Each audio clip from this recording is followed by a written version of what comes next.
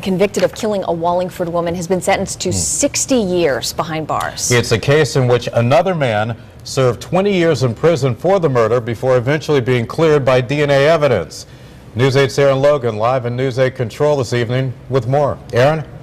Keith and Sonia, a very emotional afternoon in the courtroom. The murder victim's youngest children could barely speak as they talked about childhood without both parents. Now, over 20 years later, the wound has been reopened as they watch a second person sentenced in their mother's murder.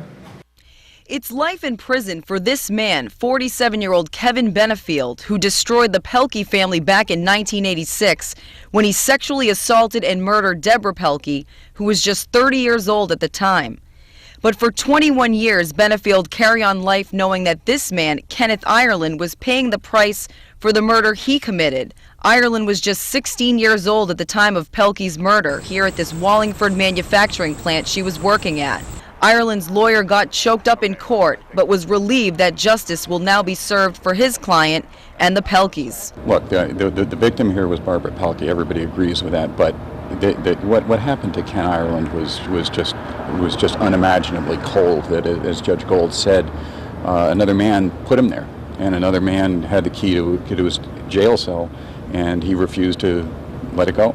Judge David Gold looked Benefield in the eyes and told him whether it's 60 or 600 years, no punishment is enough for the lives he's destroyed. The four Pelkey children poured their hearts out, explaining how they ended up losing their father as well.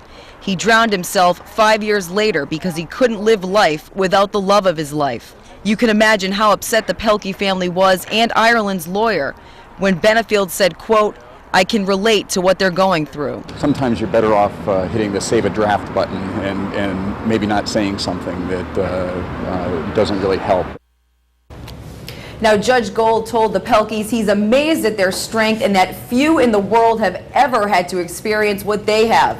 Ireland and his attorney have filed for compensation and are seeking $8 million from Connecticut for wrongful incarceration.